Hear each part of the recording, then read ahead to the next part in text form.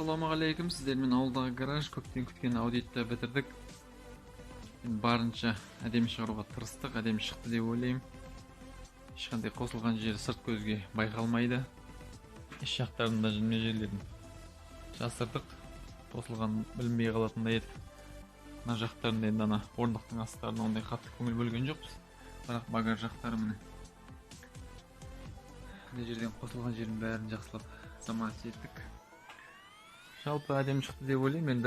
Енді уақытта аз уақыт кеткен жоқ, өте көп уақыт кетті деп айтуға да болады. Әйтеуір бітті. Бұйырса енді ішкі орындықтарда майысып кеткен, соларды да алып келсе, бұйырса жинап шығарамыз. Мына жақта мына бампер, басқа бампер алып келген болатын, ондай ортасында сеткасы бар. Бұл да енді кішкене әдемі шықты деп ойлаймын. Енді барынша сонша тырысып істеген жұмысымызға жараса әдемі шықты деп ойлаймын. Мына жағдай мынандай. Бұйырса енді жақсылап жиналса, сонымен бұйырса аудимен де қош жазамыз. Мына жерде бір ғана пачок бар. Басқа жерлері әдемі тұр, лак. Крышаның жағдайы.